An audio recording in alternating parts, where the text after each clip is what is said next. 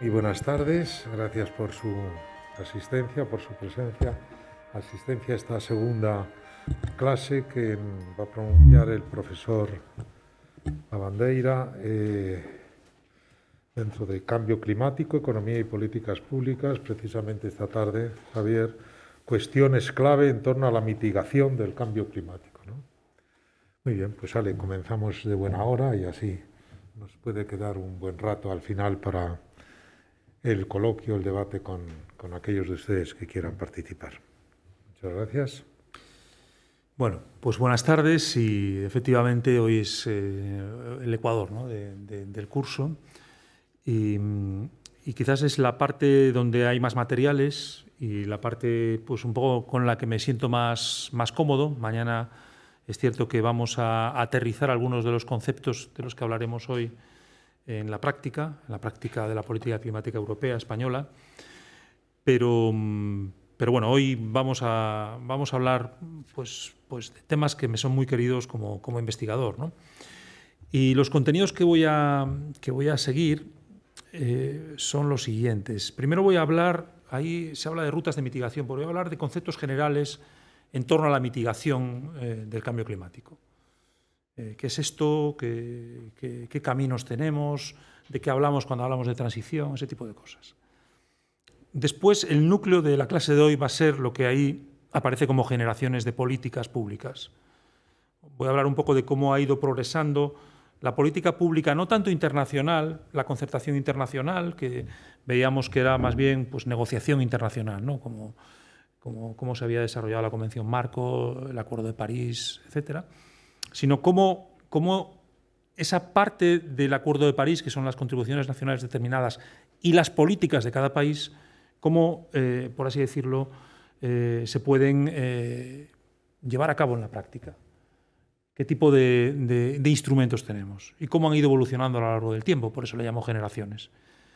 Después hablaré de la importancia de la innovación, la inversión, aunque dejaré un poco que se explaye en algo más pues gente del sector financiero, en particular el gobernador del Banco de España, y también gente del mundo empresarial, que sobre esta cuestión nos hablarán y también nos hablarán sobre el papel del mundo empresarial en la mitigación climática, que será con lo que cierre esta clase. Bueno, ayer nos quedábamos con estos gráficos. Como se puede ver, en la parte de la izquierda, si os acordáis, por un lado nos decía cómo han ido evolucionando las emisiones de gases de efecto invernadero, en particular de CO2, y cómo debería ser la evolución futura para que consigamos en el año 2050 cumplir con los objetivos de Kioto, perdón, del Acuerdo de París, bien de 2 grados o de 1,5 grados aspiracional. Como vemos, pues como no se ha hecho demasiado, hay como una caída a plomo de las emisiones, pues prácticamente a partir de ahora, ¿no? Y mucho más pronunciada si queremos seguir con ese objetivo de 1,5 grados. Y esa caída pues, se debe hacer a través de diversas formas, ¿no? de las que hablaremos hoy. Apuntaba al final de la clase de ayer como de ese business as usual que aparece en el gráfico de arriba de la derecha, que sería la última raya, cómo irían las emisiones con nuestras políticas actuales, deberíamos pasar a la raya más de abajo y para eso tenemos una serie de cosas que podemos ir haciendo. Podemos ir haciendo más eficiencia energética, podemos ir haciendo más renovables. Bueno, de eso vamos a hablar hoy. Pero si nos damos cuenta, pues el esfuerzo es muy, muy considerable. Es decir, es posible conseguir 2 grados, pero realmente hay que empezar a hacer muchas cosas desde ya, además de las cosas que en teoría están previstas dentro de esas contribuciones nacionales determinadas. Y este gráfico que acaba de salir hace días, lo recuperé de la web hace nada, pues nos indica un poco lo difícil que está la cosa. Fijaos en lo que nos dice. Por un lado, tenemos la raya negra, que son las emisiones históricas. Si fuésemos capaces de mantener constante esas emisiones durante 8 años, después tendríamos que hacer una caída prácticamente a plomo, directamente a plomo, para cumplir con los objetivos de 1,5 grados. Si en cambio pues ya empezamos en 2020 a hacer la mitigación, pues aún así tendríamos que hacer esfuerzos muy considerables, y prácticamente esta persona que nos hace este gráfico pues nos da 2 mensajes. Uno, hubiese sido mucho mejor hacer las cosas antes. Con esto acabábamos la clase de ayer. Fijaos que si hubiésemos partido, a ver si me sale, porque creo que sí. Si hubiésemos partido en este punto, ya no en el año 90 y pico, cuando el protocolo de Kioto, pero en el cambio de siglo, si hubiésemos empezado a reducir, hubiese sido todo muchísimo más fácil. A coste menor hubiésemos podido llegar a los objetivos. No lo hemos hecho y cada vez vamos teniendo menos margen de maniobra. Bueno, esa es la primera cosa que dice. Y la segunda cosa que dice es que prácticamente no tenemos ya opciones para una mitigación exclusivamente en términos de reducción de emisiones. Vamos a tener que captar emisiones de la atmósfera para poder cumplir por lo menos con 1,5 grados. Esto es un poco el segundo mensaje que tenemos aquí. Bueno, vamos a ir elaborando sobre esto a lo largo de esta clase. Vamos a esos conceptos generales. Primero, ¿por qué se habla tanto de transición cuando hablamos de cambio climático? De cómo afrontar el cambio climático, porque en realidad estamos hablando de pasar de una situación pues muy mala actual en términos de emisiones, prácticamente a una descarbonización a mediados de siglo. Eso es un proceso, es una transición, pero es una transición, cuidado, que no solamente implica reducción de emisiones, ¿no? Mucha gente piensa en la transición como, bueno, es pasar de ese punto al otro, ¿no? Es ir bajando emisiones de una manera muy fuerte. Sí, eso es parte de la transición, pero es mucho más. Es una transición socioeconómica, es hacer que el proceso sea posible. Es introducir también cuestiones de distribución, de distribución de costes, de equidad. Bueno, ayer alguien preguntaba sobre ¿de qué hablamos en la transición? ¿Solamente hablamos de emisiones de CO2? ¿Solo hablamos de aspectos climáticos? Bueno, yo creo que la respuesta se dio ayer y lo ideal es tener una discusión mucho más amplia, ¿no? De economía circular. Hay muchos más gases de efecto invernadero, hay un montón de interacciones entre diversos problemas ambientales. No solamente tenemos el problema relacionado con el sector energético y con sus emisiones y con los impactos de estas emisiones, sino que también tenemos pues, otros sectores que se van a ver muy directamente afectados, pues, por ejemplo, estoy pensando en un recurso como el agua, que necesitará también ser introducido en esta ecuación. Tenemos incertidumbres, pero son incertidumbres distintas de las que teníamos ayer. Ayer teníamos incertidumbres que tenían que ver con los procesos, con nuestro conocimiento de esos procesos que llevaban al cambio climático. Hoy nuestras incertidumbres, cuando hablamos de esto, no de la mitigación, tienen que ver sobre todo con las tecnologías que tendremos disponibles. Se está hablando muchísimo ahora del hidrógeno verde. ¿Va a ser una tecnología realmente buena para nosotros? ¿Va a estar disponible? ¿Va a ser efectiva? Eso a día de hoy no lo sabemos. Intuimos que sí. Intuimos que va a poder resolver pues, muchos de los grandes problemas que tenemos: aviación, transporte pesado, consumos energéticos de industria pesada que no se pueden electrificar. Intuimos que por ahí va a haber solución, pero es una tecnología que no está desarrollada en casi ninguno de sus aspectos totalmente, ¿no? Desde la comercialización hasta cuestiones básicas, hasta una infraestructura.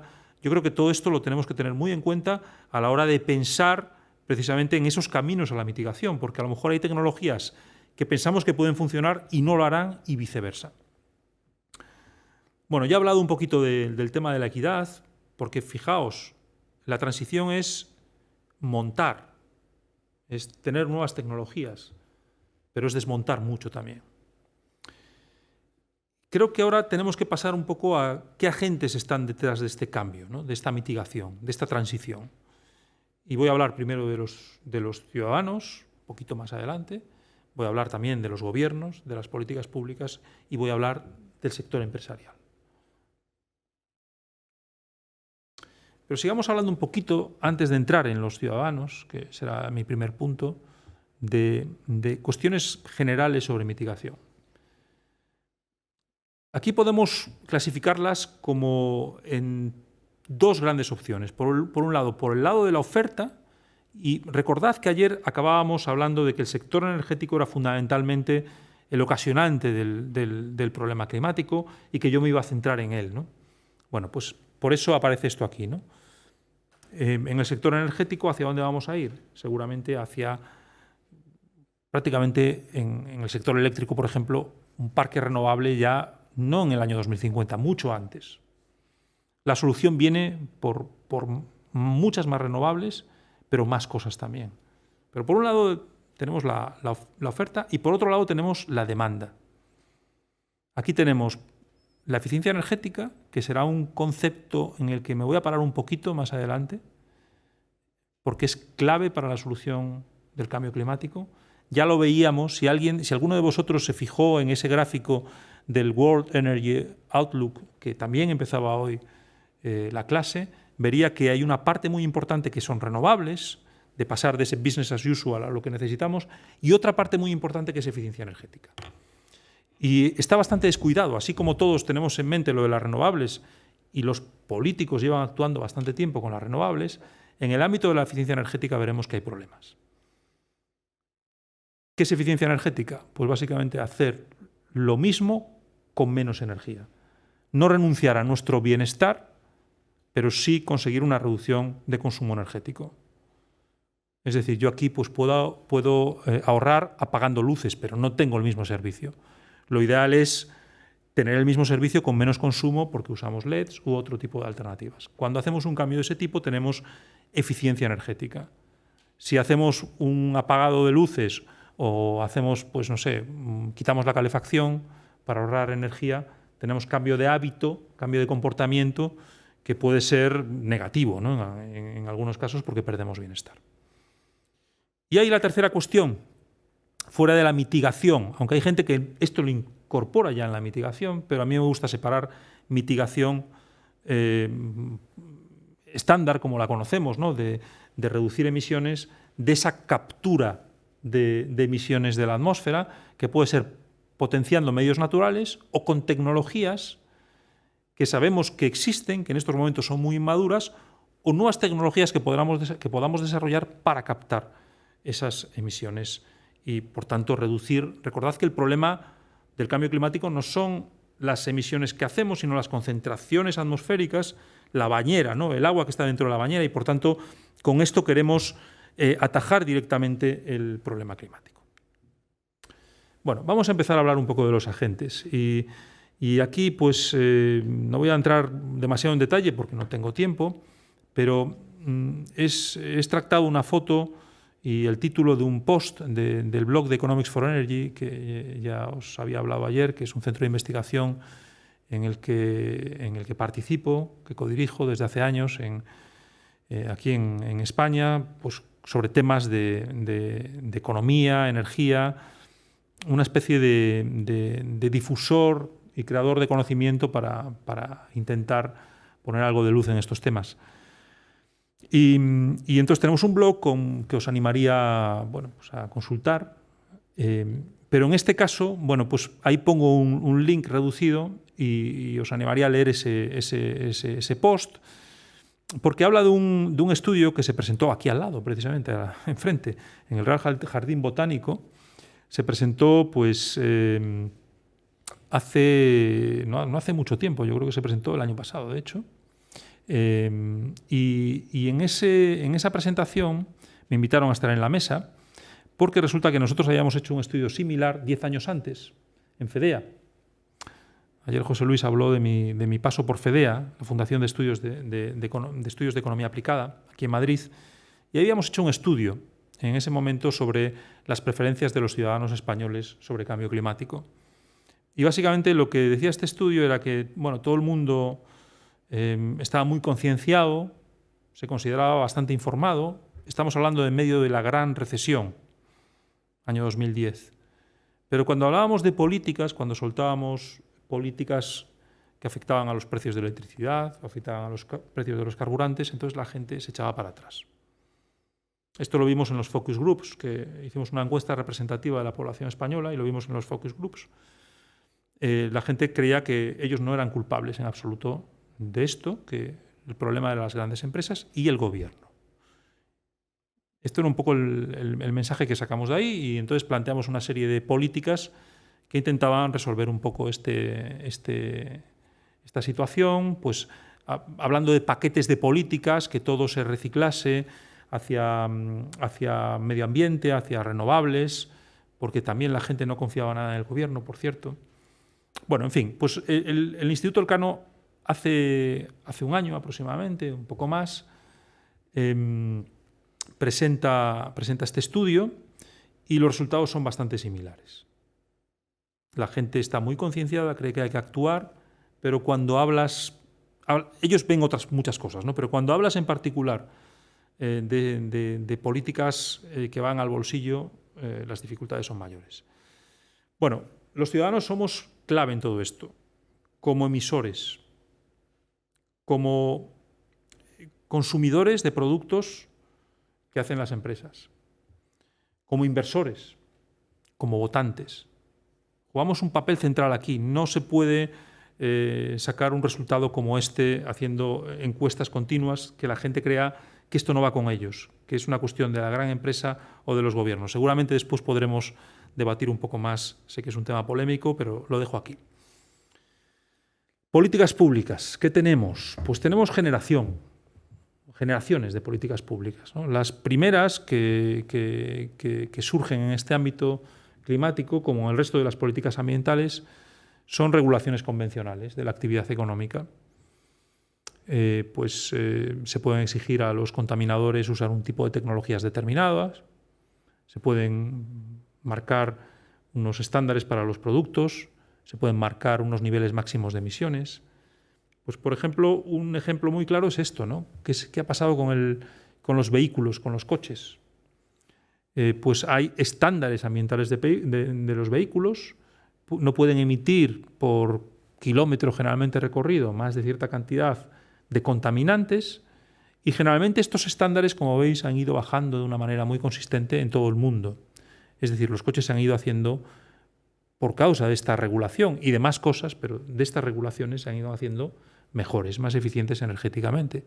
Por eso, mañana, cuando hablemos del impuesto al diésel, comentaremos esto, ¿no? Como no tiene mucho que ver un diésel de hace 5 o 6 años con un diésel actual y como esos impuestos, pues al retirar esos vehículos tan contaminantes, pues hacen, digamos que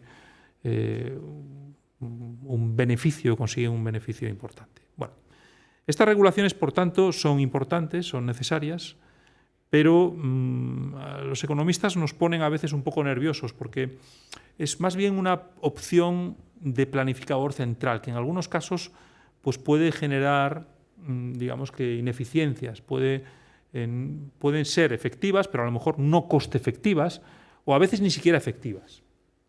Bueno, nosotros somos muy partidarios de los precios. Y en particular en este campo de los precios de carbono, que pueden tomar la forma de impuestos, un impuesto de carbono, o de un precio por emitir que surge de un mercado en el que se intercambian derechos de emisión, que son de uso obligatorio. Mañana vamos a prestar atención al mercado europeo de comercio de emisiones, que lleva en vigor 15 años ya y que está detrás de esta filosofía. Bueno, voy a entrar un poquito más en detalle en esto, por qué a nosotros nos gustan tanto este tipo de figuras y por qué son superiores a otras, ¿no? Yo creo que son una condición necesaria para que podamos cumplir con los objetivos de París, por ejemplo. no suficiente. Necesitamos más cosas. Necesitaremos regulaciones convencionales, que es la primera generación. Pero esta segunda generación nos da más flexibilidad, nos permite conseguir lo mismo a menos coste. Y cuando el coste es elevado, esto es importante.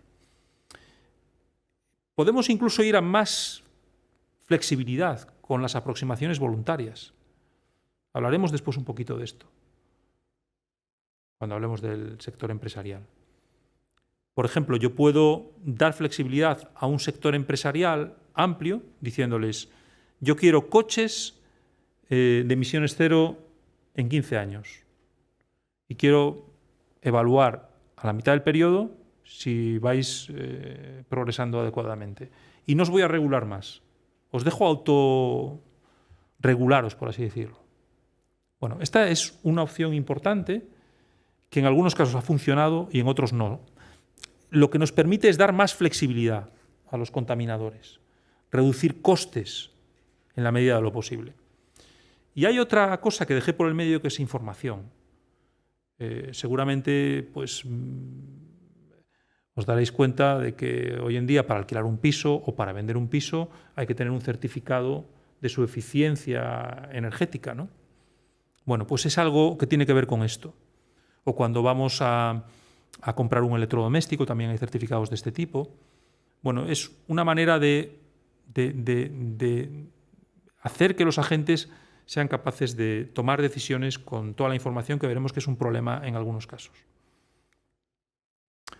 Bueno, la clave de los precios tiene que ver con este diagrama, que ya, si os acordáis, en el diagrama de ayer de la externalidad aparecía algo parecido a esto, que nosotros interpretábamos como una curva de beneficios privados de emitir. Los emisores, seamos nosotros o sean empresas, no quieren emitir. Lo hacen pues porque producen algo, dan un servicio o nos movemos de un lado a otro. Para reducir esas emisiones tenemos alternativas. Generalmente son alternativas tecnológicas. Imaginemos que ahí estamos hablando de una empresa eléctrica, de una compañía eléctrica que produce electricidad.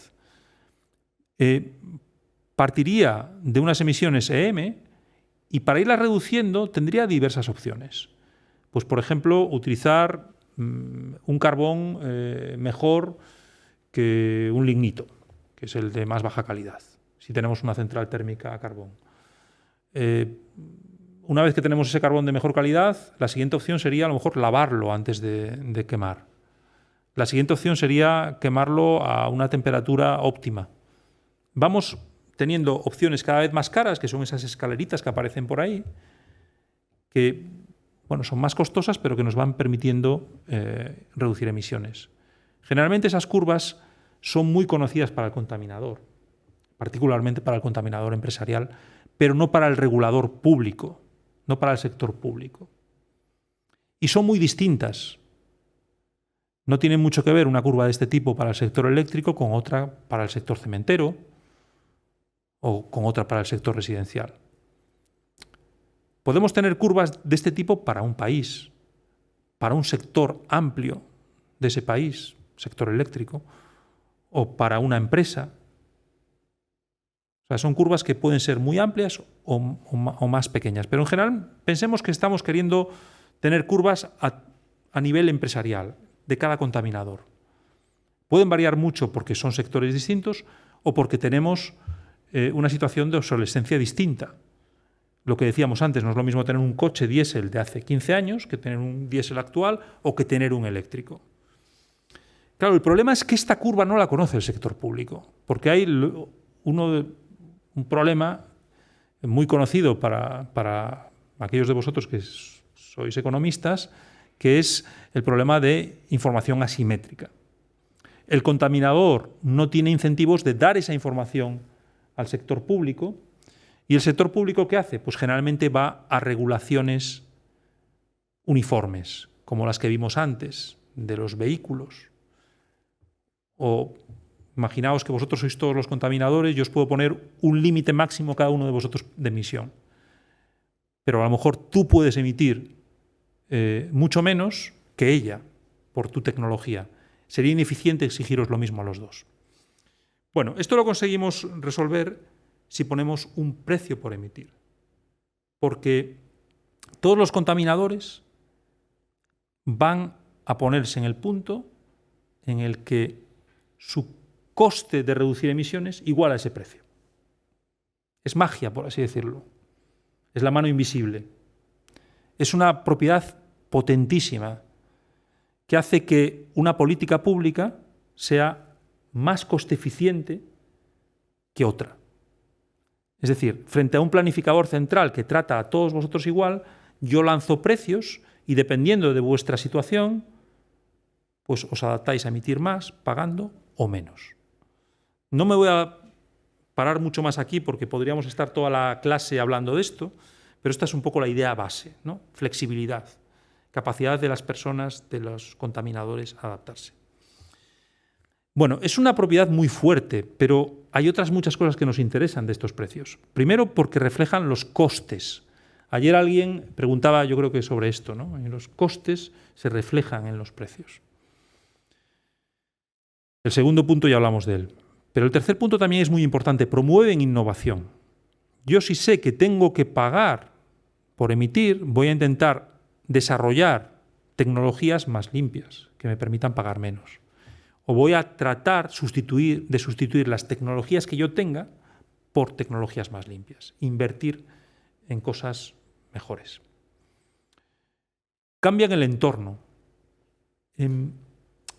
Alguien comentaba que un país tenga un precio de carbono de 1 euro, aunque pueda parecer que no hace nada absolutamente, al final puede llevar a cambios importantes, por ejemplo, en ciertos consejos de administración de ciertas empresas, porque saben que hay una señal que se ha introducido y que en el futuro puede ser más grande y que eso lleve a cambios. Nos va a hablar un poco de esto más adelante Valentín Alfaya, del Grupo Español de Crecimiento Verde. Y por último, obtienen recursos públicos, obtienen recaudación, los impuestos o los mercados de comercio de emisiones subastados, como veremos mañana. Y esta recaudación podemos usarla para reforzar la transición, para conseguir más recursos para renovables o para eficiencia energética o para otras cuestiones, o para compensaciones distributivas. Recordad la transición justa de la que hablábamos. ¿De dónde van a salir esos recursos? Tienen que salir de algún lado. Bueno, vamos con el primer vídeo, donde el gobernador del Banco de España nos va a hablar un poco de los precios de carbono. Le pregunto sobre esto. Bueno, desde luego mi opinión personal, Xavier, es que esta es la madre del cordero, ¿no? Si me permites la expresión. Los economistas lleváis diciendo, los expertos en esta materia, que esta es la forma más eficaz y más eficiente de luchar contra el cambio climático. Y cualquier otra alternativa normalmente es un subóptimo, en particular a los grupos más débiles. Y en la alternativa muchas veces se ha hablado en el terreno puramente financiero de que si no se establecen impuestos podríamos utilizar la regulación financiera para promocionar, digamos, determinadas actividades. Por ejemplo, exigiendo mayores requerimientos de capital a los sectores o las exposiciones del sector financiero a sectores negros, por decirlo de alguna manera, y reduciendo los requerimientos de capital a los sectores verdes. A mí me parece que esto claramente es un subóptimo que es muy ineficaz y que genera claramente más distorsiones de lo que es el establecimiento de un impuesto, ¿no? Y por eso yo estoy absolutamente convencido, y lo he dicho en varias ocasiones en público, en distintos discursos en los que he hablado últimamente en los últimos años sobre esta cuestión, que la política fiscal, la política impositiva tiene que seguir siendo la...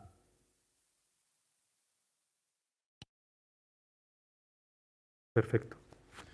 Bueno, muy claro el gobernador del Banco de España sobre este asunto y he sacado esta foto de Wall Street Journal de hace unos años ya, porque resulta que los americanos, que no son muy proclives a estos impuestos en general, ¿no? A la fiscalidad en general, pues prácticamente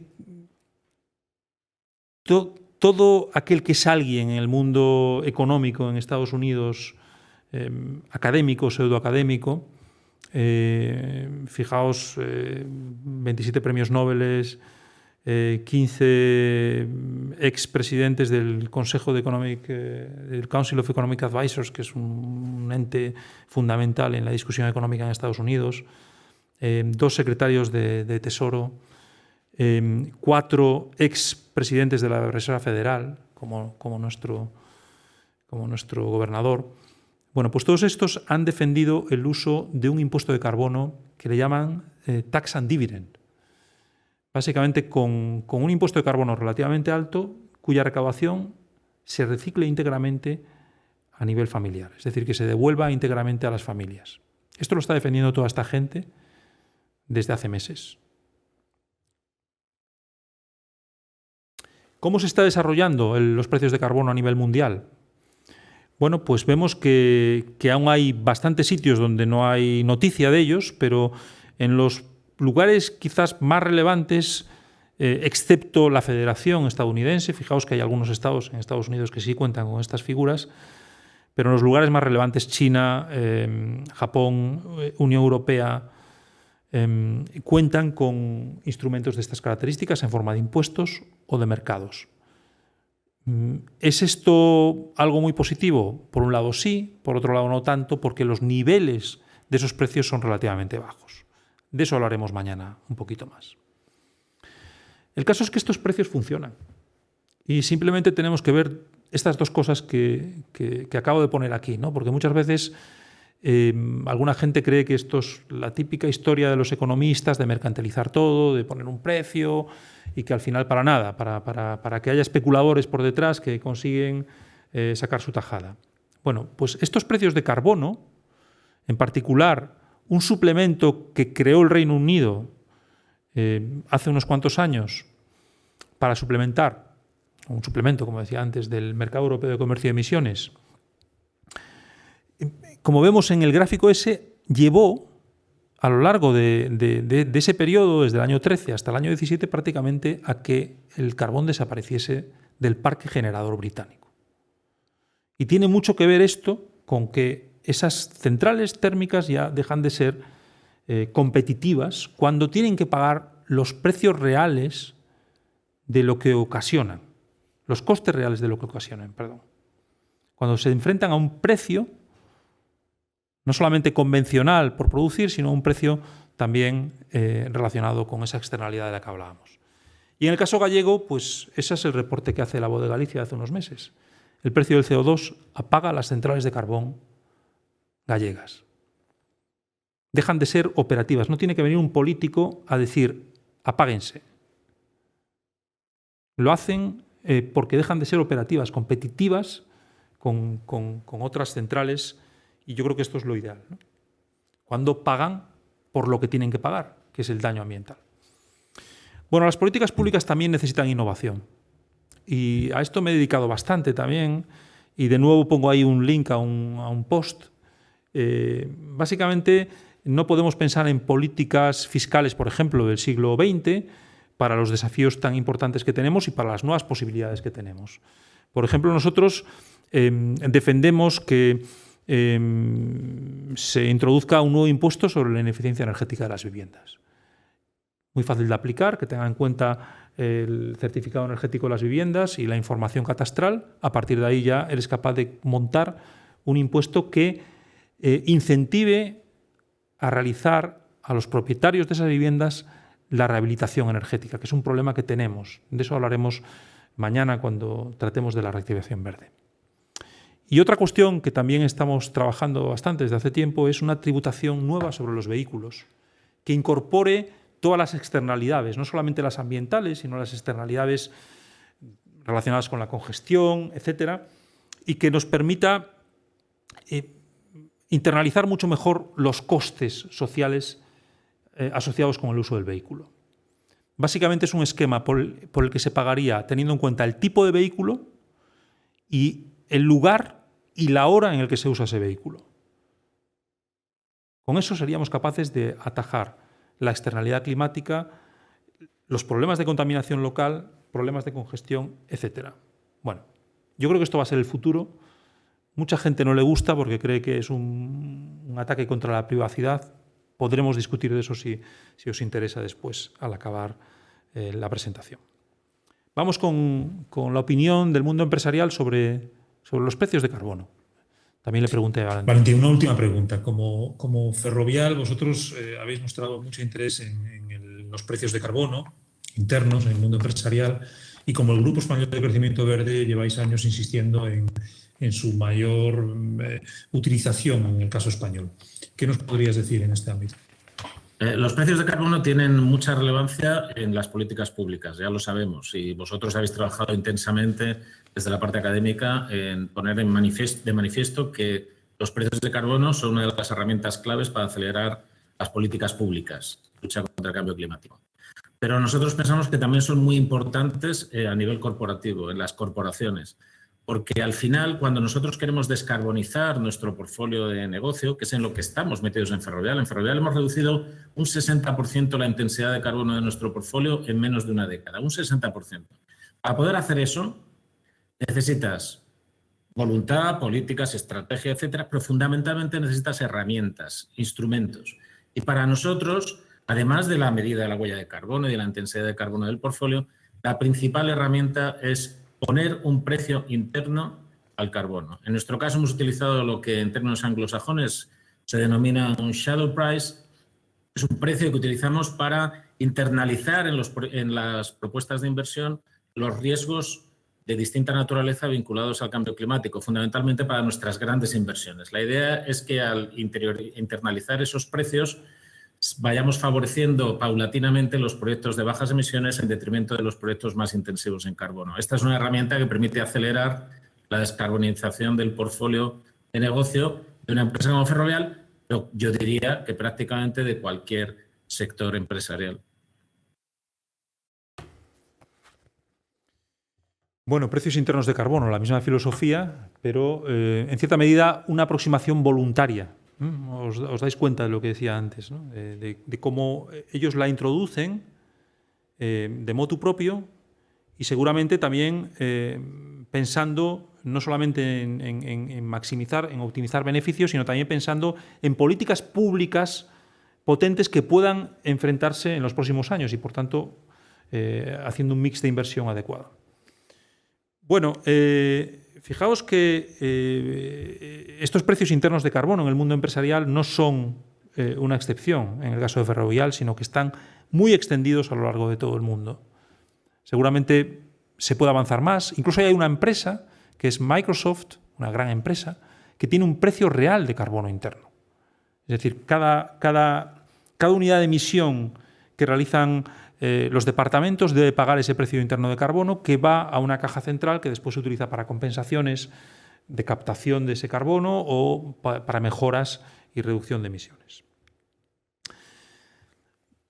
Pasemos a la eficiencia energética, que como decía era una cuestión clave y donde los precios pueden jugar un papel muy importante, porque una de las razones por las que no adoptemos eficiencia energética en los niveles adecuados es que los precios de la energía no estén bien y por tanto no merezca la pena pues cambiar de caldera o tener un electrodoméstico más eficiente energéticamente. Hay más razones que esta. La primera que pongo entre paréntesis es que es poco atractiva generalmente para los políticos, ¿no? Es la típica cosa que queda un poco escondida y que no se inaugura, ¿no? Fácilmente.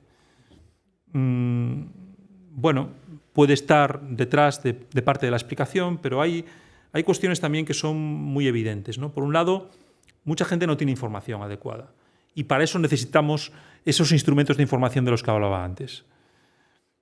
Por otro lado, hay problemas que los economistas conocemos de principal agente que aparecen aquí bastante, ¿no? Pues, por ejemplo, imaginaos que estáis viviendo en una casa que no es de vuestra propiedad.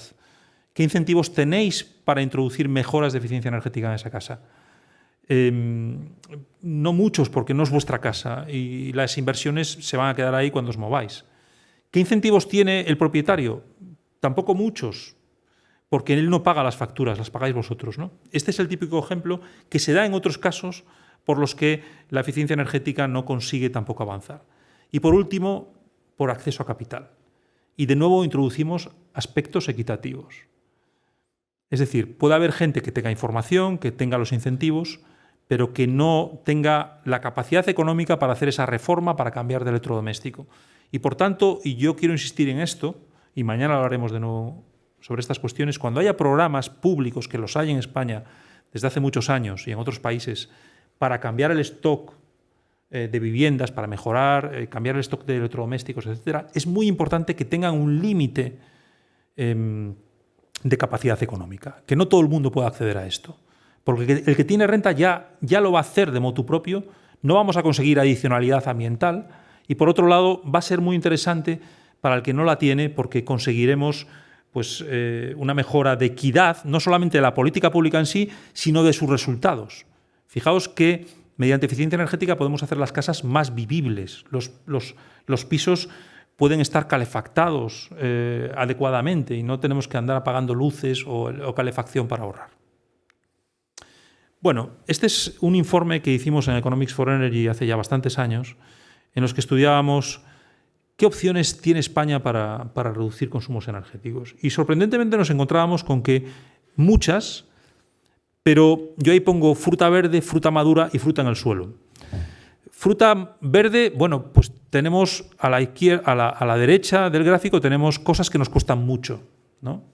Podemos reducir emisiones a un coste elevado. El coste estaría pues en este eje y aquí estarían las posibilidades de ahorro en este otro eje, ¿no? Aquí aparece también una diferencia entre nosotros y los ingenieros, nosotros como economistas y los ingenieros, ¿no? Para un ingeniero casi todas las tecnologías son buenas en la medida que consiguen algo, ¿no? Pero para nosotros pues no tiene el mismo valor una tecnología que consigue algo a coste muy elevado que otra que lo hace a coste negativo, ¿no? Es muy importante priorizar entre unas y otras. Bueno, lo que encontrábamos es que tenemos mucha fruta madura y mucha fruta en el suelo, que seguramente se debe, es decir, ¿por qué se está produciendo esto de aquí? Que haya medidas de eficiencia energética que dan doble ganancia, que nos permiten reducir consumos y, por tanto, emisiones y que nos permiten ahorrar dinero. Bueno, ¿por qué está sucediendo esto? Pues seguramente porque tenemos esas barreras de las que hablaba antes que no estamos atacando correctamente. Por tanto, eficiencia energética crucial y además tenemos que aplicar las políticas públicas adecuadas para cada una de esas barreras. Eso es un paquete de política pública, por ejemplo. Pero no voy a entrar en él, obviamente, porque no tendríamos tiempo, ¿no? Muchos instrumentos a la vez que van a conseguir atajar esos problemas. Bueno, muy, muy importante, la innovación y la inversión. Este va a ser un problema de tener tecnologías disponibles, como decíamos al comienzo de la clase, y de hacer un proceso de cambio, desmontar y montar. Y para eso tenemos políticas implícitas, como las que hemos estado viendo, ¿no? De los precios de carbono, de las regulaciones, mandato y control, esas regulaciones convencionales. Muchas de ellas son implícitas, ¿no? Como os decía, porque llevan a una mejora indirecta de la innovación. Yo innovo porque no quiero pagar el impuesto. Pero también tenemos políticas directas de innovación. Yo puedo invertir en I+D directamente, dando apoyo desde el sector público al sector privado para que lo haga o teniendo mis laboratorios públicos para hacerlo. Aquí hay todo un debate sobre cómo hacer esto. Debemos hacerlo precisamente esta innovación a través del mundo empresarial y en el mercado, o debemos hacerlo dedicando recursos a la investigación sobre todo, para poner, pues por ejemplo, un aerogenerador que sea maduro sin necesidad de pasar todo un proceso de maduración en el mercado de 15, 20, 30 años. Bueno, fijaos en esa noticia que rescaté, estaba buscando alguna evidencia sobre esto y la rescaté de 5 días del año 2009. Dice, el precio de las placas solares en el mundo se desploma por la ley, entre comillas más que ley, sería regulación española. ¿Qué tiene que ver con esto? Bueno, pues que en este caso seguimos la primera de las opciones, lo que los economistas llamamos learning by doing. Demos unos programas de promoción tecnológica, sobre todo basada en ayudas a esas tecnologías que vayan madurando en el mercado, ¿no? Yo voy dando ayudas primas a las renovables, al sector eléctrico, y entonces el sector eléctrico ya se encarga de ir instalando esas renovables, y con su instalación se va aprendiendo cómo se pueden ahorrar costes y vamos teniendo tecnologías cada vez más maduras, más competitivas. Es infinitamente más competitivo un aerogenerador que instalemos hoy, es completamente competitivo en relación con el que instalábamos en el año 96. Es mucho más grande, es mucho más eficiente. Bueno, con ese sistema lo que hacemos es bajar esa curva de costes. Fijaos, eso es el learning by doing. Bueno, en el año 2008 España instaló más placas solares que el resto del mundo junto. Eso es lo que se refiere esa noticia de 5 días. Y al hacer esto, llevó a una caída muy importante de los costes de producción de esas placas solares. Fijaos la caída que hay en el año 2009. ¿Cómo debemos hacer eso? Debemos hacerlo así un poco a las bravas. Un país como España puede hacerlo. La Unión Europea debe hacerlo. ¿Debemos hacerlo a las bravas a través del mercado o debemos concentrar nuestros recursos en los laboratorios para tener esas tecnologías listas? Bueno, yo creo que seguramente esta experiencia no es la más adecuada. Podemos debatir sobre esto también después. Vamos a hablar un poco, porque detrás de innovación y de inversiones está sobre todo el sector financiero. Vamos a ver qué nos cuenta de nuevo el gobernador. Muchas gracias por estar aquí. A mí me gustaría saber, en primer lugar, por qué hay un interés pues tan grande y cada vez más grande en el mundo financiero por los asuntos del cambio climático. Sí, muchas gracias, Xavier. Vamos a ver. Bueno, es evidente que las cuestiones del cambio climático afectan a todos los ciudadanos y a todos los sectores de la economía de una manera directa o indirecta, y por tanto el sector financiero en este caso no es una excepción. Pero hay, digamos, dos razones fundamentales por las que el impacto o la preocupación en el caso del sector financiero están plenamente justificadas. La primera es porque, evidentemente, la lucha contra el cambio climático o una parte de las políticas públicas que tendrán que desarrollarse para la lucha contra el cambio climático necesitarán de financiación. Y evidentemente, los bancos, sobre todo en Europa, son un instrumento de financiación absolutamente fundamental. La segunda razón por la que es muy importante esta cuestión para el sector financiero es que el cambio climático, tanto lo que se deriva de los eventos climáticos, ¿no?, sean inundaciones, etcétera, provocados por el fenómeno del cambio climático, como la transición, ¿no?, hacia una economía más sostenible, va a tener repercusiones sobre los riesgos que asume el sector financiero. Y esto lo puedo explicar de una manera muy sencilla. El sector financiero ha invertido ya en una serie de sectores económicos, como ha invertido a través de la concesión de préstamos, por ejemplo, y ahora se puede producir, por ejemplo, un cambio regulatorio que haga que algunos de esos sectores sean ahora menos rentables y, por tanto, el riesgo de crédito para el sector bancario aumenta. Y lo contrario, evidentemente, sucede para aquellos sectores que sean favorecidos, ¿no? Bueno, hemos hablado de ciudadanos, hemos hablado de políticas públicas, empezamos a hablar del sector financiero y del sector empresarial. Y ahora vamos ya a centrarnos puramente en las empresas, ¿no? Es fundamental, ¿no?, que jueguen un papel clave en este ámbito. Fijaos que en el año 2018 10 empresas españolas emitían el 25% de los gases de efecto invernadero en el país. Por tanto, son un agente que es contribuyente a estos problemas y que debe ser parte de la solución. Por supuesto, tenemos las políticas públicas que se aplican sobre estas empresas, pero también tenemos pues, instrumentos internos de intervención, ¿no?, que, por ejemplo, acabamos de escuchar a Valentín hablarnos de esos precios internos de carbono, pero hay otros. ¿Por qué las empresas han de jugar un papel fundamental aquí? Por esa necesidad de mitigar esas importantes emisiones, por la necesidad también de fomentar esos cambios en el stock por así decirlo, de capital que tienen instalado a través de inversiones a gran escala. Pero fijaos, también porque hay fenómenos win-win. Por ejemplo, si una empresa consigue ahorrar mediante medidas de eficiencia energética consumos energéticos, eso es una doble ganancia. Y además hay otros factores que son relevantes, como la reputación, la capacidad de tener beneficios sobre los clientes, capacidad de atraer inversión, o incluso pueden estar relacionadas con la necesaria adaptación al cambio climático, que muchas deben realizar, y hay una relación también a veces entre medidas de mitigación y adaptación. Bueno, de esto no voy a hablar. Si tenemos tiempo, os lo cuento después en el debate, porque es un paper que a mí me parece muy, muy interesante, que hicimos con una empresa muy relevante en España, que es Inditex, muy relevante a nivel global, no solo en España, y que hicimos utilizando una aproximación experimental que está muy en boga hoy en día en economía. Si tenemos tiempo después en el debate, os cuento un poquillo sobre esto, porque va de eficiencia energética y de cómo en el sector empresarial también hay problemas de este tipo y cómo se pueden resolver con medidas internas. Vamos a hablar, a que nos hablen el presidente y el vicepresidente del lobby verde empresarial español, el Grupo Español de Crecimiento Verde, sobre el papel de la empresa en toda esta transición, y con esto ya estamos a punto de acabar.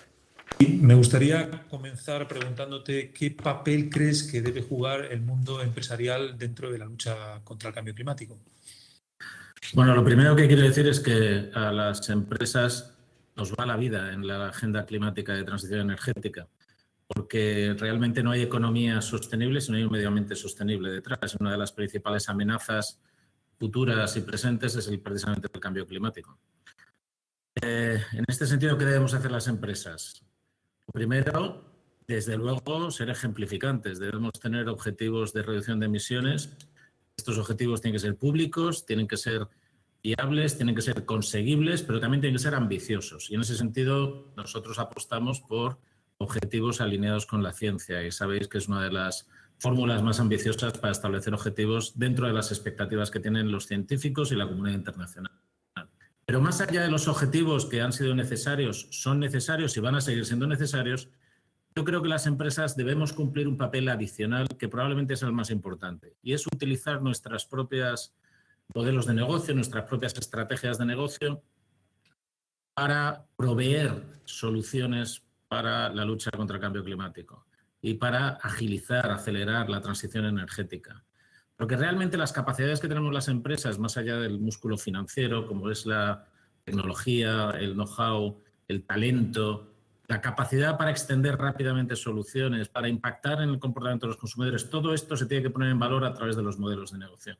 Mi conclusión, por tanto, es que las empresas sí debemos tener compromisos, pero sobre todo debemos adaptar nuestros modelos de negocio para anticiparnos a las necesidades de la sociedad y proveer las soluciones que necesitamos para la lucha contra el cambio climático como parte de nuestro negocio y de nuestra forma de generar beneficios. La empresa acaba de anunciar un paquete de inversiones hacia la descarbonización auténticamente inmenso, ¿no?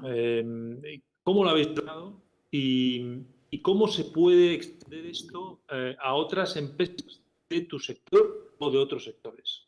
Nosotros entendimos hace 20 años, hace más de 20 años, que la descarbonización era una megatendencia mundial y empezamos a invertir en renovables, en redes.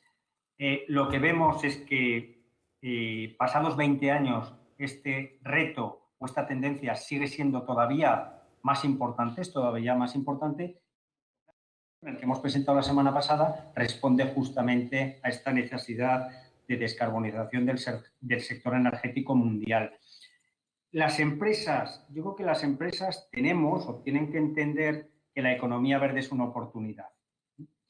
Y sobre todo que alinear los intereses de las empresas con los intereses de la sociedad reduce los riesgos a largo plazo y aumenta la rentabilidad. Yo creo que hay que entender que estar alineados con estas grandes tendencias es rentable. Bueno, Gonzalo Sáenz de Miera, el director de política climática de Iberdrola, y yo le lanzaba esa pregunta sobre su plan de inversiones, no porque quisiera hacer publicidad a Iberdrola, ni mucho menos, pero porque me llamó mucho la atención. Fijaos, el dinero de EU Next Generation para España son 75.000 millones, si no me equivoco, aproximadamente de subvención directa. del cual una parte va para digitalización y para otras cosas, y una parte, en teoría, va para transición verde. De esto hablaremos mañana. ¿Sabéis cuál es el plan de inversiones de Iberdrola en un periodo similar que se anunció hace unas semanas? 75.000 millones. Es decir, pongamos también ese dinero que viene de Europa, que aquí parece que nos va a solucionar todos los problemas, un poco en contexto, y veamos también la necesidad transformadora que debe venir desde el mundo empresarial, ¿no? Por eso le hacía esa pregunta. Bueno, voy a concluir, porque yo creo que hoy sí que he cumplido más mi objetivo, ¿no?, de no pasarme de los 40 minutos. Conclusiones de hoy. Yo diría que la primera no es muy positiva, ¿no? Volviendo a una película, hablábamos de La tormenta perfecta y ahora hablamos de Misión imposible, ¿no? Cuando nos referimos a los objetivos de París. Bueno, vemos que con la mitigación tradicional y con el conocimiento que tenemos hoy, está muy difícil llegar incluso a 2 grados centígrados, mucho más a 1,5 grados. Tenemos dificultades serias ahí. Mi segundo mensaje es que los precios de carbono son una condición necesaria, pero no suficiente. No podemos imaginarnos cumplir con París sin precios de carbono muy relevantes. Yo creo que esto, desde el mundo político, todavía no está completamente internalizado, ni desde el mundo de la sociedad, ¿no? El tercer mensaje es que realmente tenemos que poner muchísimo énfasis en la innovación y en la inversión, en el sector financiero y la empresa. Muchas veces bueno, pues pensamos que todo está en manos de los políticos, y yo creo que en este proceso hay mucho más que está en manos de ese mundo económico, empresarial, de lo que a veces creemos. Y con esto pues os voy a avanzar un poquillo lo que me gustaría cubrir mañana en mi última clase, que es bueno, cómo aterrizamos, ¿no? Cómo vamos a ver qué está pasando en el mundo. Primero, hoy vamos a hacer un paseo global, vamos a ir a Estados Unidos, a China.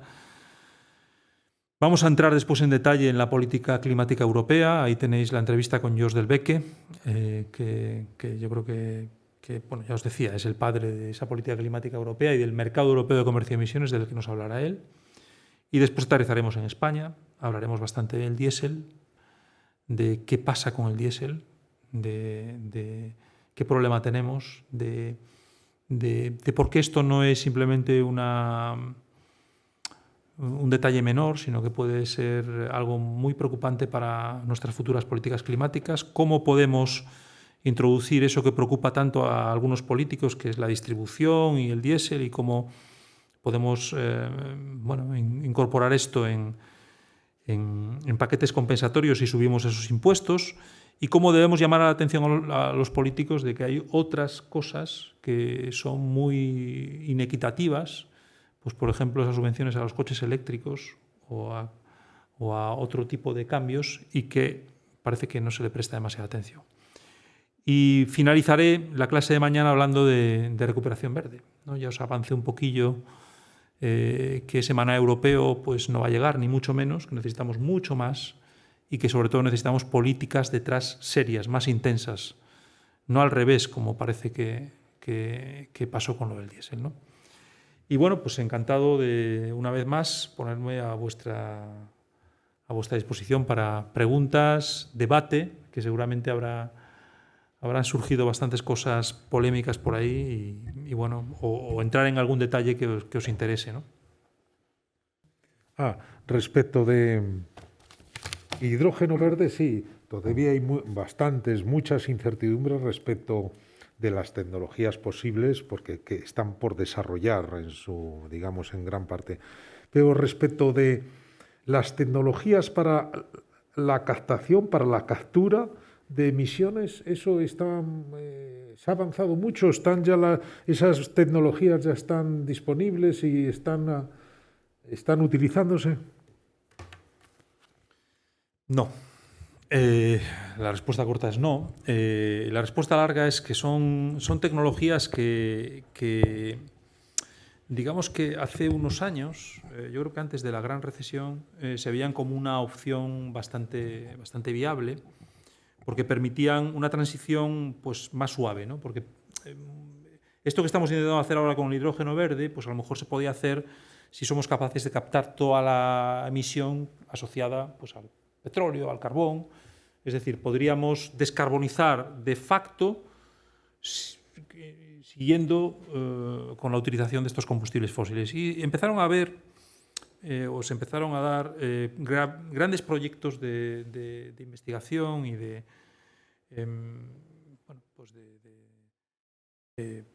sobre esta cuestión, ¿no?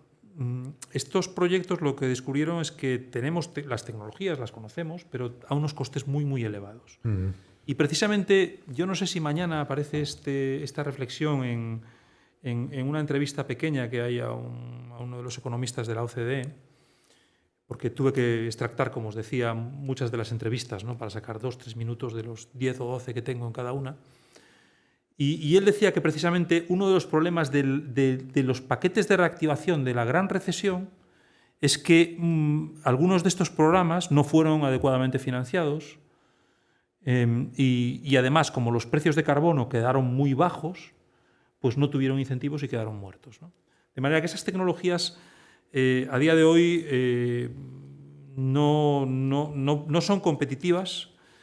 Y también hay pues, todo un debate de en qué medida pues, es interesante continuar con ese proceso, ¿no? Porque hay otras emisiones asociadas a esa combustión, porque hay que meterlo bajo tierra, no sabemos si eso al final va a acabar saliendo. Eso iba a decir, ¿no? Porque tiene que haber toda una logística muy grande para trasladar esas emisiones de un lado para otro. En fin, y porque hay pues, oposición social en algunos casos, tanto a esa captación subterránea como a otras partes del paquete, ¿no? Eso iba a decir. De manera que, bueno, pues ahí está, pero yo creo que se está escuchando menos, ¿no? Sobre esto. Eso iba a decir que es apasionante porque hay que capturar, pero después hay que almacenar, ¿no? Y hay que almacenar bajo tierra y en determinadas condiciones. Para siempre. Para siempre, como pasa con los residuos radiactivos, en definitiva. Sí. Hombre, ellos buscarían almacenamientos bajo tierra que sean estables. O sea, no es tan complicado como un radioactivo, ¿no? Porque, bueno, puedes buscar estabilidad, los inyectas, por ejemplo, en bolsas que había sacado de gas natural y que quedan ahí. Entonces, bueno, más o menos yo creo que ahí hay parte del problema porque efectivamente también pues, puede producirse algún tipo de movimientos y al final todo eso que captaste se va, ¿no? Y causa el problema, pero bueno, no... Interesantísimo, vamos, a mí me reproduce, vamos, cuando a mí me hablaron la primera vez empecé a ver cosas sobre la captura, ¿no? Y bueno, después almacenamiento, la logística de todo eso, ¿no? Es impresionante, ¿no? De todas maneras, tenemos captura también natural, ¿no? Yo, cuando hablábamos al principio de esa necesidad de captura, hablamos también de bastante captura natural, ¿no? De cómo utilizar soluciones basadas en la naturaleza pues, precisamente para realizar parte de esa captación. Pasa que sería mucho menos industrial que esta, ¿no? Vale, ¿alguno de ustedes se anima? Por favor, utilicen la micrófono, sí. Gracias. Buenas tardes, ahora sí. Lo que quería plantear es un ámbito relativo a la evolución que ha existido a lo mejor en relación con el modelo energético, que es la integración en las políticas públicas de cuestiones que tienen que ver, por ejemplo, con el autoconsumo. No sé si será objeto de tratamiento en la sesión de mañana, pero por si podía un poco profundizar en la evolución que ha tenido, por ejemplo, desde la perspectiva regulatoria o de incentivos, el tema de las instalaciones de autoconsumo y cómo puede impactar esto sobre el modelo que existe ahora en relación con el sistema eléctrico. Gracias. Bueno, yo no soy un experto en estas cuestiones, no he investigado sobre esto, pero obviamente tengo una opinión sobre el tema, ¿no? Bueno, el autoconsumo y pues digamos que algo un poco más amplio que esto, ¿no? Que puede ser un poco esta historia de los consumos inteligentes, ¿no? de hacer, pues, digamos que producción y consumo más próximo, sea por autoconsumo o por otras vías, ¿no? O por agregaciones. yo creo que son muy interesantes y necesarios, ¿no? Y en este sentido, bueno, pues yo creo que en el futuro tenemos las capacidades tecnológicas y tenemos las capacidades también digitales, por así decirlo, para avanzar por ahí. Yo de todas maneras creo que no se trata de la panacea, ¿no? Y fundamentalmente por dos motivos. Uno, porque los sistemas eléctricos tienen costes fijos y no todo el mundo tiene capacidad de instalar autoconsumo, y si al final los que se instalan autoconsumo abandonan el sistema o se quedan parcialmente en el sistema soportando solamente una parte pequeña de esos costes fijos, esto puede generar un sobrecoste para aquellas personas que, porque viven en determinadas zonas o en determinado tipo de viviendas, no pueden hacerlo. Y esto es un problema distributivo importante, de nuevo, porque muchas de las personas que pueden hacer autoconsumo tienen más capacidad económica que otras, que no pueden hacerlo. Entonces, esto es un asunto relevante que se puede resolver, por supuesto, pero que hay que tener en cuenta. Un asunto que a mí me preocupa también tiene que ver con que nosotros necesitamos optimizar al máximo las alternativas renovables para minimizar costes, para minimizar usos de espacio, problemas paisajísticos y demás, ¿no? Muchas veces las instalaciones de autoconsumo no son las óptimas, porque tú no puedes ubicar en el lugar óptimo y en la situación óptima pues tus placas solares u otro tipo de instalaciones de este tipo. De manera que yo creo que sí al autoconsumo, sí a avanzar hacia eso, pero eso no va a ser la solución radical. Tenemos que mantener instalaciones centralizadas, que no necesariamente tienen que ser a cargo de las grandes eléctricas, pueden ser de cooperativas, pueden ser de otro tipo de soluciones. Tenemos que tener soluciones más centralizadas que nos permitan optimizar precisamente el uso de recursos, y porque el proceso, va a ser un proceso muy caro, el de la transición, ¿no? No va a ser de coste menor. Y yo diría que, bueno, pues que tenemos que jugar un poco con todo esto. También es cierto que hay una parte que va más allá de esto, ¿no? A la gente le gusta tener su autoconsumo porque se siente mejor, y esto va más allá un poco de esto que comentábamos de la optimización, ¿no? Pues a lo mejor tenemos que, como decíamos en la transición ayer, ¿no? A lo mejor hay que dejar algunas cosas que nos parecerían muy relevantes, pues para poner a todos a bordo, ¿no? Pues aquí ocurre lo mismo, ¿no? A lo mejor pues no vamos a la optimidad total porque el autoconsumo pues es algo que llama a la gente y que queremos potenciar, pero no debemos perder una visión más general. Hola, buenas tardes. Pues quería preguntarle por dos cosas que ha anunciado pero que no ha podido profundizar. Una era sobre la tributación de los vehículos, que ha hablado pues de tipo de vehículo y zona de uso, por si podía desarrollarlo un poco más. Y luego también por la colaboración que había realizado con Inditex, en qué había consistido, también si podía profundizar un poco más. Muchas gracias. Muy bien. Perfecto, pues si te parece empiezo con lo de Inditex, porque... Sí, yo también quería preguntar eso. A ver, resulta que en Inditex nosotros llevamos colaborando ya unos años, son socios de Economics for Energy, del centro que os comenté, y yo siempre estaba fascinado un poco, bueno, por Inditex en general y por su forma de funcionar interna, ¿no? Pero por cómo se habían lanzado a lo bestia en temas de eficiencia energética, ¿no? Y ahí los ingenieros, pues yo creo que fueron buenos vendedores, por así decirlo, y les vendieron pues unos sistemas muy sofisticados, muy interesantes de una plataforma energética de la compañía, que básicamente con esa idea tan ingenieril de que, bueno, que el ser humano juegue un papel menor y que, bueno, tengamos tecnologías que podamos utilizar pues para optimizar la temperatura en cada tienda, en fin, para ahorrar, ¿no? Y de hecho, pues estas tiendas flagship, como esta que está aquí cerca, ¿no? de Gran Vía, alguna de las que hay en Gran Vía, que son las tiendas que ellos suelen poner en el centro de las grandes ciudades, pues son súper sofisticadas en estas cuestiones, ¿no? Pero claro, llegó un momento en que en alguna conversación con ellos nos confesaron que no estaban consiguiendo lo que esperaban, que esa gran inversión en nuevas tecnologías, en esa plataforma, no estaba consiguiendo los objetivos que esperaban. Y entonces nosotros les propusimos hacer un experimento.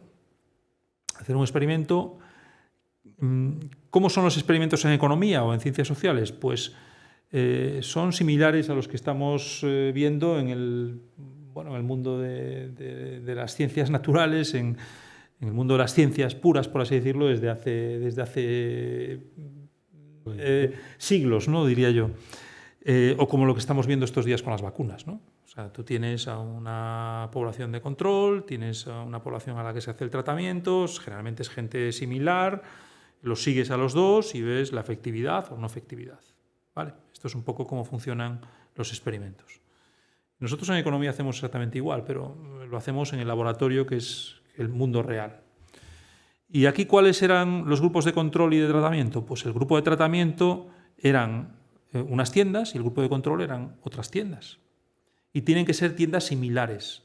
No puedes tener un tratamiento sobre una tienda y controlarlo con lo que está haciendo otra tienda sin el tratamiento, que no sean similares. Yo no puedo coger una Zara de Vigo y una Zara de Shanghái. No tienen mucho que ver, ¿no? Ni el tipo de clientela, ni el tipo de ciudad, ni el tipo de... Entonces hicimos pues, un experimento en varios países durante 1 año y pico, donde a las tiendas de tratamiento se les mandaba desde la central información que tenía coste cero a diferencia de lo de los ingenieros, ¿no? Coste prácticamente cero porque usabas sus sistemas internos. Entonces les decías a los de las tiendas, bueno, este es un tema importante desde un punto de vista ambiental y para la empresa, el de los consumos energéticos, y estamos viendo que cuando se ponen temperaturas internas muy alejadas de las externas, se disparan los consumos. Sería conveniente que no abusasen de esto. Y lo que descubrimos es que con ese tratamiento informativo tan ligero, muy ligero, los resultados también fueron ligeros, pero observamos una reducción de los consumos estadísticamente significativa en ese tipo de tiendas tratadas, ¿no? Entonces, fijaos cómo... primero, yo aquí quiero contaros que esta es una metodología muy utilizada hoy en día en la ciencia económica, muy robusta. Nos podemos fiar mucho más de esto que de otro tipo de alternativas que tenemos empíricas, ¿no? De simulaciones o incluso basadas en series de datos, porque estamos viendo en la realidad. Y si lo hacemos bien, pues esa persona que estaba en la tienda de Inditex no sabe que está siendo investigada, se cree que es un tratamiento habitual y por tanto estamos viendo cómo está reaccionando. La segunda lección que sacamos o que me gustaría lanzaros sobre esto es que todavía hay cosas que explorar en el mundo empresarial, ¿no? El mundo empresarial parece que tiene resuelto más fácilmente porque tiene más información, más medios, pero hay cosas que no están resueltas todavía, ¿no? Y en particular cosas que tienen que ver con el comportamiento humano, ¿no? Yo creo que muchas veces se infravalora la importancia del comportamiento humano. Y tercera lección que me gustaría lanzaros sobre esto. Esto es aplicable a todo, al sector público también. Sería ideal que en España, antes de lanzar ciertas políticas públicas, se testasen, como hacen en otros países, con metodologías de estas características. ¿Por qué? Porque tú puedes testar, y ahora estamos en ello con otras empresas, puedes testar cosas a pequeña escala. Y si funcionan, después las lanzas en global. Y si no funcionas, las retiras, como lo de las vacunas, ¿no? Entonces yo creo que esto es muy relevante. Sobre el transporte, mañana hablaré más de esto, ¿eh? Mañana hablaré más de esto. No seguramente de este tipo de fiscalidad del uso. Básicamente, tú imagínate que tú tienes un coche eléctrico y que yo tengo un diésel, ¿vale? Y que los dos vivimos aquí en Madrid. Tú te vas a enfrentar a... Tu coche eléctrico hay cosas que no hace. Es decir, que no emite contaminación local, no emite gases de efecto invernadero, no directamente, por lo menos, indirectamente a través del sector eléctrico, pero eso en teoría ya estaría internalizado en el precio, porque el sector eléctrico está dentro del mercado europeo de comercio de emisiones, está sujeto a otras normativas, ¿vale? Tú no estás contaminando nada. Pero sí estás causando problemas de uso de infraestructuras, estás creando congestión, son cosas que haces también con tu coche eléctrico. Entonces, básicamente, este tipo de fiscalidad lo que intenta es que todo el mundo pague por todos los costes, pero que seamos capaces de distinguir. Si yo voy con mi coche diésel al centro de Madrid en hora punta, además de la congestión y otras cosas que tú también estarás pagando, extra sobre ti estoy generando un montón de daño, porque en ese momento hay mucha gente en la calle, porque estoy generando contaminación local, más contaminación de cambio climático. Entonces, yo pagaría más. Tendría una estructura tributaria que dependería de mi tipo de coche, de dónde lo uso y cuándo lo uso. Y tú también. Lo que ocurre es que para el mismo viaje, seguramente, en el centro de Madrid yo pagaría mucho más que tú. Y eso es lo ideal porque cubre costes y llevaría a que yo pues, esté incentivado o a no ir en mi coche, ir en transporte público, o ir en bicicleta, o a cambiar de coche, en fin. Esa sería un poco la idea. Problemas que todo el mundo saca. Privacidad. Pero es un problema que no compro demasiado, porque la privacidad, ¿qué es hoy la privacidad? ¿No? Con los móviles, con nuestras tarjetas de crédito, con la agencia tributaria, controlando hasta el último céntimo. Bueno, y si no, además, ¿cuál es la alternativa a esto? Es que no hay alternativa, porque todos estos problemas, como veremos mañana, yo no los puedo solucionar grabando el diésel, por ejemplo, porque el gravamen del diésel no es adecuado, no es fino. No sé si yo me voy a ir con el coche fuera de Madrid a una hora que no causó problemas, o voy a ir... Es muy, muy imperfecta la relación entre el consumo de diésel y el daño que estás haciendo. En cambio, con esto sería muchísimo más preciso, ¿no? Y con la discusión que inició la compañera sobre el tema del autoconsumo, simplemente, para contribuir al debate, que creo que un tema súper importante a lo que sí que contribuye el autoconsumo es a repartir un poco el pastel, ¿no?, del sistema eléctrico. O sea, el otro día leía que el 80% de las energías renovables en España están en manos de las grandes eléctricas. En países como Alemania, pues este porcentaje creo que no llega ni al 40%. Entonces sí que creo que ahí sería muy interesante, ¿no?, la contribución que puede tener ahí. Y luego también el tema del uso de los espacios, que también una noticia muy reciente que era de un agricultor en Castilla-La Mancha, en Castilla-León, que decía que ahora le salía mucho mejor, mucho más rentable poner paneles solares que tener otro tipo de cultivo, ¿no? Entonces, no sé qué tipo de impacto tendría eso en el sistema alimentario o demás, pero bueno, que también es algo interesante. Y luego quería preguntar, como en España tenemos muchas pymes, pues, y más bien hemos centrado la discusión, ¿no?, o hemos hablado de ejemplos de grandes empresas, ¿cuál es la opinión sobre las oportunidades y las barreras o dificultades que pueden tener las empresas más pequeñas? Bueno, sobre lo primero, de acuerdo, totalmente de acuerdo. Yo creo que... pero centralización, como decía antes, no implica engordar a las eléctricas, ¿eh? Podemos tener opciones que sean coste eficientes en manos de una agregación de consumidores, de cooperativas, de empresas municipales, en fin, podemos tener otras alternativas, ¿no? El uso del terreno, pues sí, a veces a lo mejor lo que queremos o lo que tendremos que hacer es un trade-off, ¿no? A lo mejor, pues efectivamente, yo al poner en los tejados muchas de estas instalaciones de autoconsumo no utilizo espacio, y es verdad que puedo renunciar a optimizar esa instalación, pero me ahorro uso de espacio, ¿no? Esa puede ser una cosa también a debatir, ¿no? ¿Os acordáis de lo que decía Nordhaus, ¿no?, de una cuestión de equilibrios, ¿no? Pues aquí también, ¿no? Sobre las pymes, efectivamente, yo creo que es un problema clave, ¿no?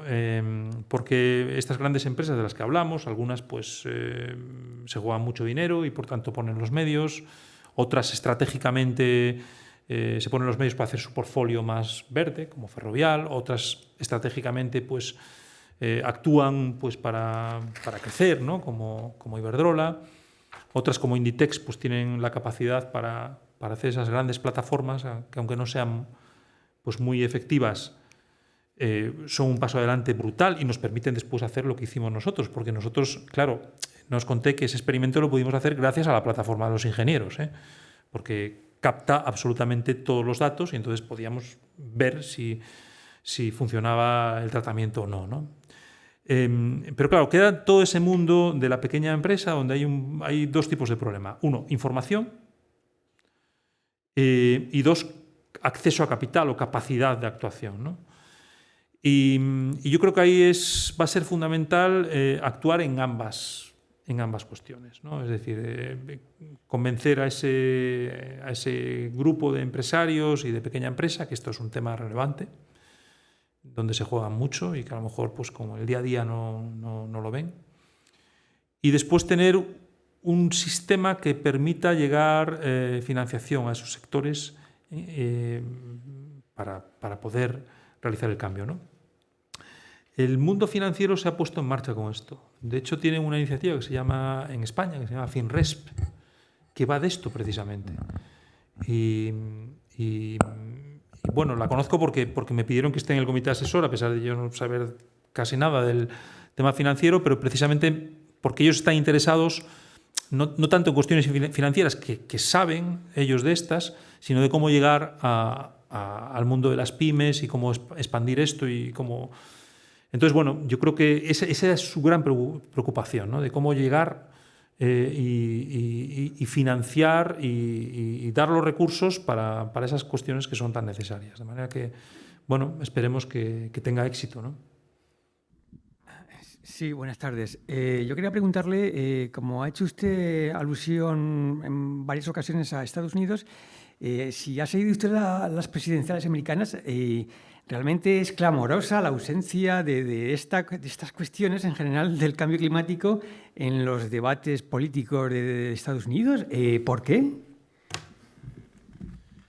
Bueno, yo creo que es un tema que está muy polarizado allí. De hecho, Trump jugó esa baza en las anteriores presidenciales. ¿Os acordáis que iba a mítines con mineros y decía que él iba pues, a fomentar más carbón, etcétera, ¿no? Es un país muy polarizado y yo creo que ese tema, pues seguramente el propio Biden pues no lo puso como central en el debate por ese asunto, ¿no? Sí que es cierto que en la práctica la administración Biden lo ha puesto como una de sus pocas prioridades, porque dentro de ese equipo de transición que se ha creado y dentro de las cuestiones clave que va a tratar ese equipo de transición, que no sé si son 3 o 4, una de ellas es cambio climático. Y además Biden ha anunciado que se va a reincorporar al Acuerdo de París inmediatamente Estados Unidos. De manera que es posible que en esa campaña pues, no haya salido demasiado prominente, fue una campaña también muy rara, ¿no? muy bronca, en medio de la pandemia. Pero desde luego esta administración Biden, mañana hablaremos un poquito más de esto, en ese recorrido por el mundo. Tampoco yo quiero pecar de optimismo aquí, porque realmente, bueno, pues Estados Unidos, así como cuando estaba Trump, no todo eran sombras, porque había muchos estados que estaban haciendo cosas, muchas empresas que estaban haciendo cosas muy relevantes en este ámbito de la lucha climática. Pues ahora tampoco va a ocurrir lo contrario, ¿no? A lo mejor la administración federal es más proactiva, pero puede haber una resistencia por otros agentes, ¿no? En el país. Muy bien, pues si quieren, si les parece, vamos terminando. Muchas gracias por la estupenda exposición, profesor. Muchas gracias a ustedes también por el sostenimiento del coloquio, ¿no? Que ha sido un complemento súper interesante, ¿eh? Así que muchas gracias y hasta mañana, ¿eh? Hasta mañana.